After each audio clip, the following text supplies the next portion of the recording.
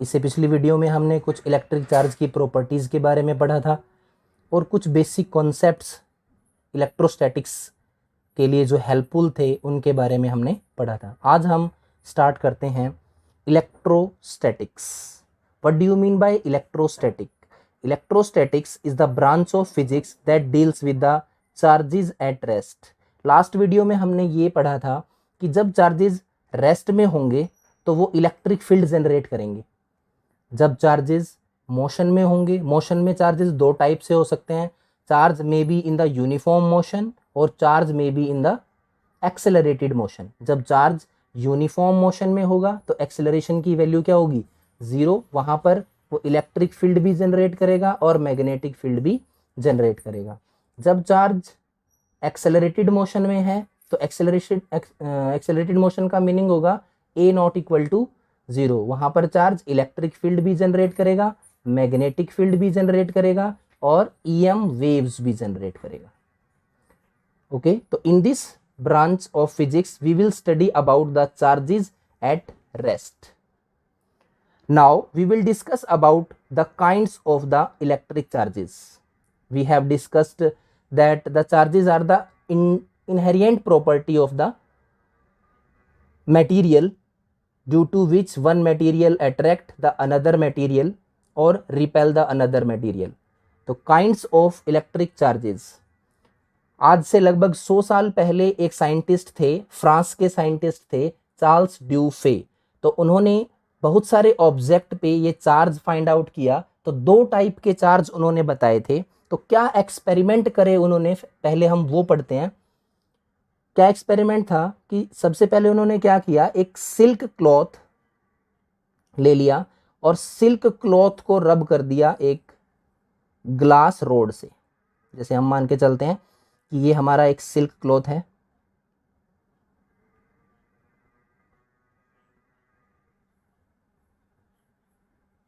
इस silk cloth को हम रब करते हैं। अगर एक ग्लास की रोड से, ग्लास रोड को रब कर दिया हमने सिल्क क्लॉथ से,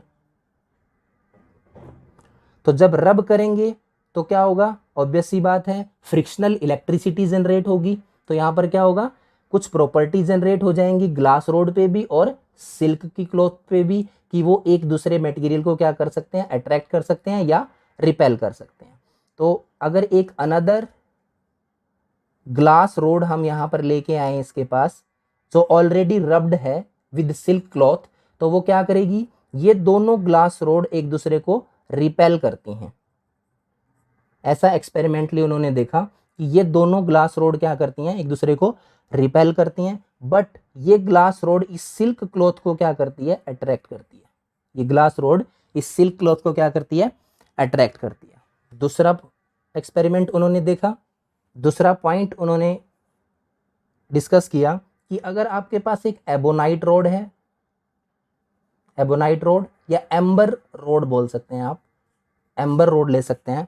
अगर हम उसको रब करें कैट्स फर, बिल्ली की स्किन भी बोल सकते हैं, तो बिल्ली की स्किन से अगर हम इसको रब करेंगे तो ऑब्वियसली एबोनाइट रोड और जो कैट स्किन होगी वो भी क्या हो जाएगी? इलेक्ट्रिकली चार्ज्ड, इलेक्ट्रीफाइड बोल सकते हैं हम इसको।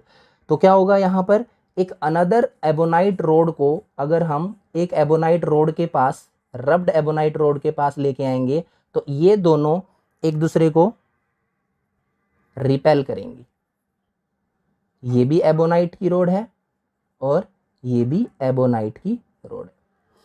बट अगर इस ग्लास रोड को इस एबोनाइट रोड के पास हम लेके आते हैं तो इन्होंने अट्रैक्शन शो किया, इस ग्लास रोड ने और एबोनाइट की रोड ने अट्रैक्ट करना स्टार्ट कर दिया। लेकिन जब हम इस ग्लास रोड को लेके जाते हैं कैट स्किन के पास या कैट फर के पास, तो ये क्या करती हैं? ये करते हैं रिपेल, ये करते हैं repel. It means silk cloth को जब रब किया गया ग्लास रोड के साथ तो अनदर ग्लास रोड को उस ग्लास रोड ने क्या किया? रिपेल किया। बट सिल्क क्लॉथ ने क्या करना स्टार्ट कर दिया? अट्रैक्ट करना स्टार्ट कर दिया। सेकेंड एग्जाम्पल में एबोनाइट रोड या एम्बर की रोड को अगर हम कैट स्किन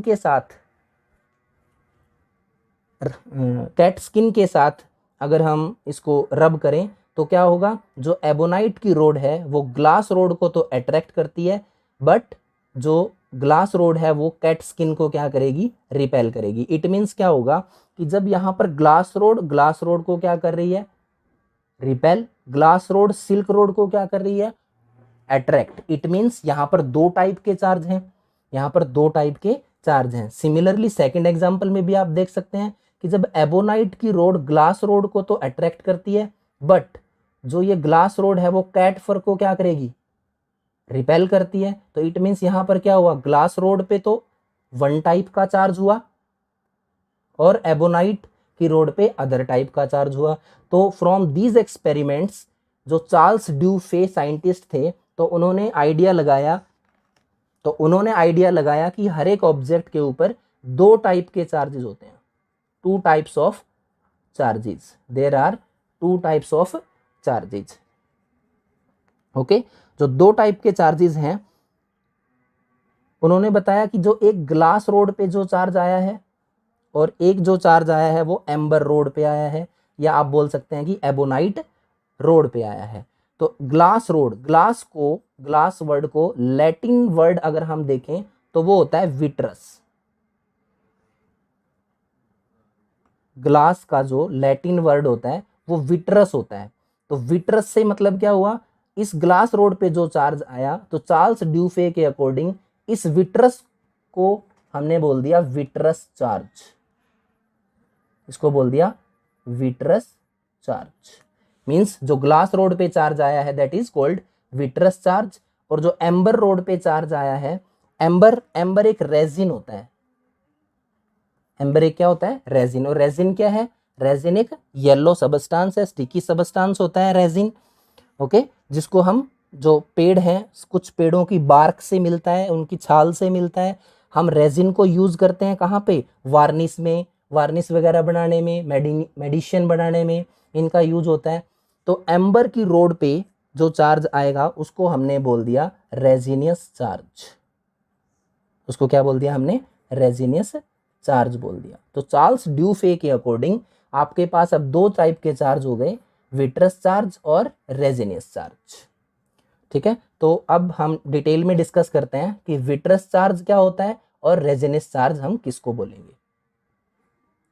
तो फर्स्टली हम देखते हैं विट्रस चार्ज क्या होता है। विट्रस का जो लैटिन वर्ड है वो ग्लास होता है, और जो ग्लास रोड पे चार्ज आया है उसको हम क्या बोलेंगे, विट्रस चार्ज। रेजिनियस चार्ज कौन सा होगा, एम्बर एक रेजिन होता है, और रेजिन पे जो चार्ज आएगा या एम्बर पे जो चार्ज आया है उसको बोल सकते हैं हम रेजिनियस चार्ज। बट ये देखा गया कि कुछ ऐसे मटेरियल हैं कि जब हम ग्लास रोड को रब करेंगे उनके साथ तो ग्लास रोड पे रेजिनियस चार्ज आ जाता है। क्यों, क्योंकि चार्ल्स ड्यूफे ने तो बताया था कि जो ग्लास रोड पे चार्ज आएगा वो विट्रस चार्ज होगा, जो ग्लास रोड पे चार्ज आएगा वो कौन सा चार्ज होगा, विट्रस चार्ज होगा। बट कुछ ऐसे मटेरियल्स हैं कि जब हम उनको ग्लास रोड से रब करेंगे तो उनके ऊपर कैसा चार्ज आएगा, रेजिनियस चार्ज आएगा उनके ऊपर। ठीक है, तो इसलिए यहाँ पर अब कंफ्यूजन क्रिएट हो गई कि ग्लास रोड पे जो चार्ज आएगा वो उसको विट्रस बोला जाए या रेजिनियस बोला जाए। ओके, तो उसके बाद आज जो प्रेजेंट डे में जो कन्वेंशन है that was given by Benjamin Franklin. Benjamin Franklin वो साइंटिस्ट थे जिन्होंने इन दो चार्जेस को रीनेम कर दिया। जो चार्ल्स ड्यूफे ने जिनको विट्रस चार्ज और रेजिनियस चार्ज बोला था, तो बेंजामिन फ्रैंकलिन ने उनको बताया कि there are two kinds of charges, first one is positive charge and second one is negative charge. एक पॉजिटिव चार्ज होता है और एक नेगेटिव चार्ज होता है। तो उन्होंने बताया कि जब हम ग्लास रोड को एक सिल्क क्लॉथ से रब करेंगे तो ग्लास रोड पे जो चार्ज आएगा वो पॉजिटिव चार्ज होगा, और जो सिल्क क्लॉथ पे जो चार्ज आएगा वो नेगेटिव चार्ज होगा। जो ग्लास रोड पे चार्ज आएगा वो पॉजिटिव चार्ज होगा, और जो सिल्क क्लॉथ पे जो चार्ज आएगा वो कैसा चार्ज होगा, वो होगा negative charge. Similarly second example हम क्रिएट कर सकते हैं।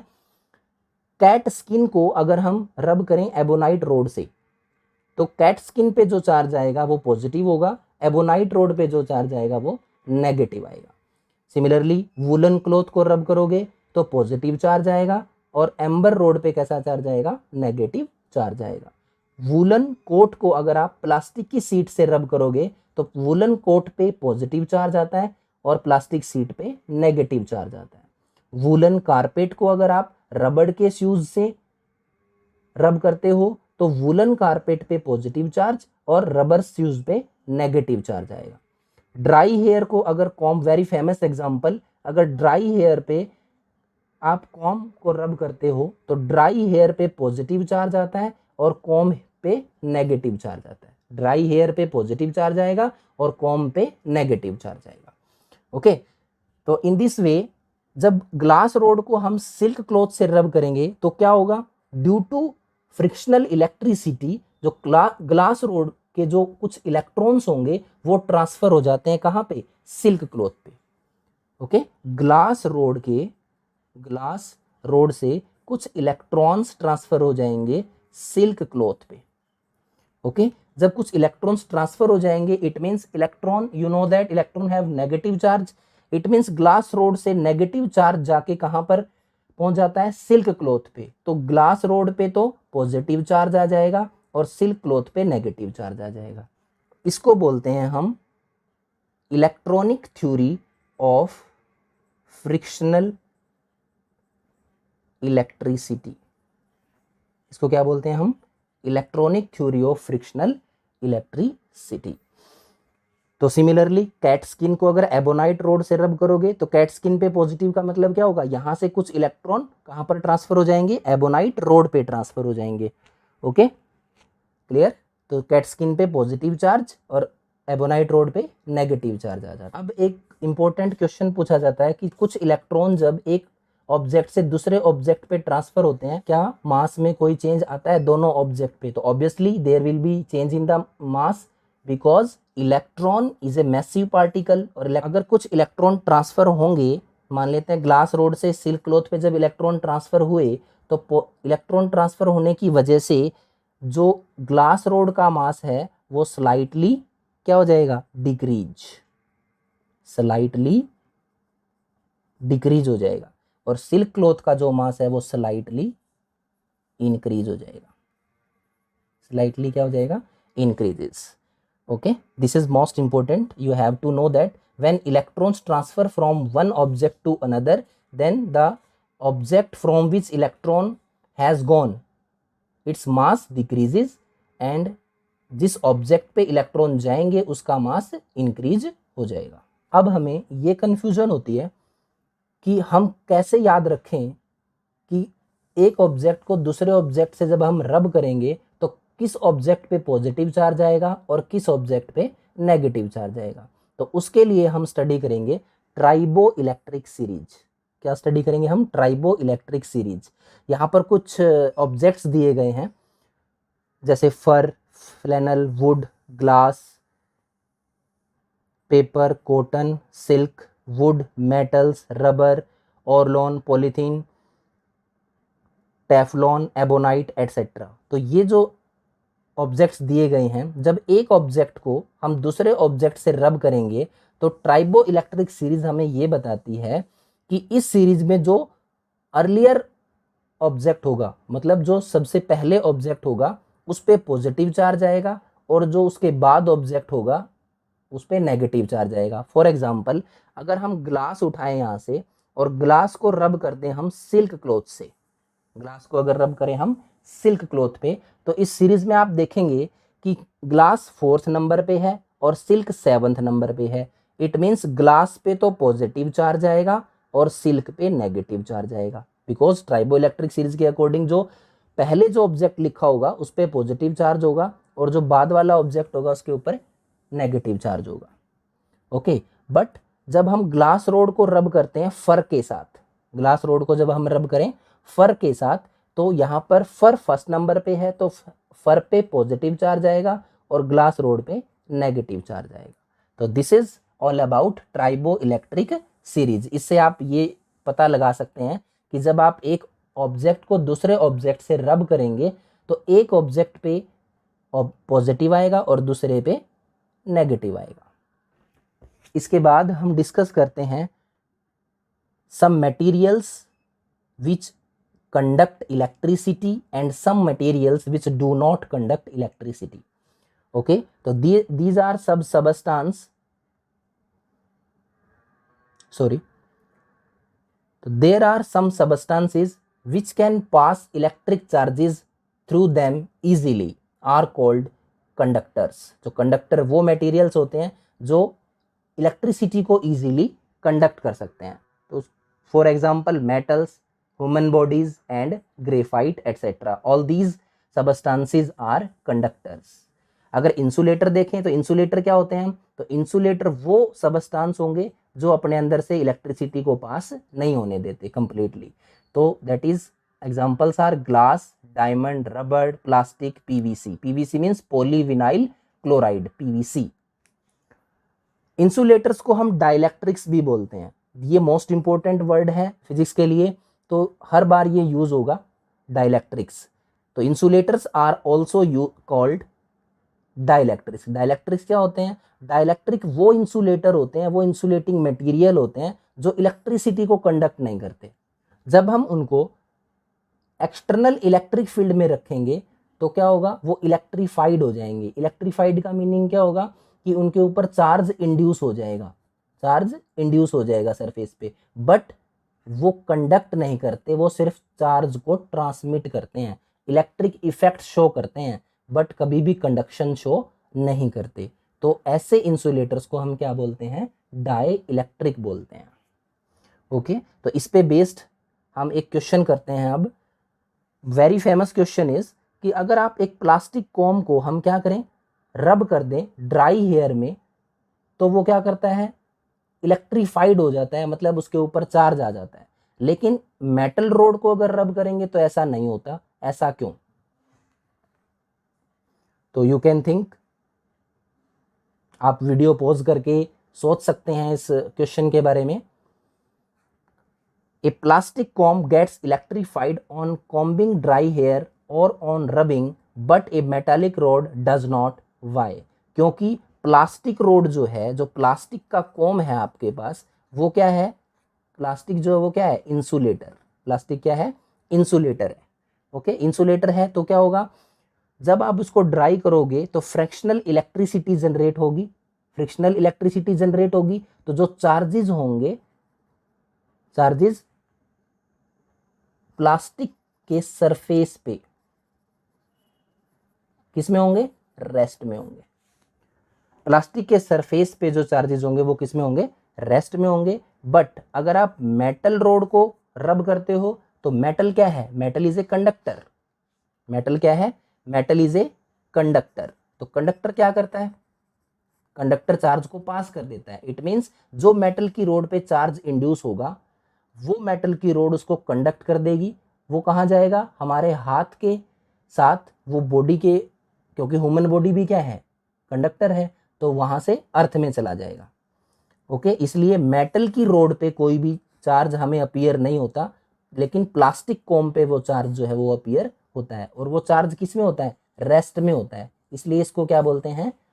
इलेक्ट्रोस्टैटिक। क्या बोलते हैं इसको? इलेक्ट्रोस्टैटिक। वो ब्रांच फिजिक्स की जहां पर हम चार्जेस एट रेस्ट डील करते हैं। तो प्लास्टिक इंसुलेटर होने की वजह से वहां पर चार्ज स्टे करता है, लेकिन मेटल कंडक्टर होने की वजह से वो चार्ज वहां से ट्रांसफर हो जाता है और हमारी बॉडी के थ्रू कहाँ चला जाता है? अर्थ में चला जाता है।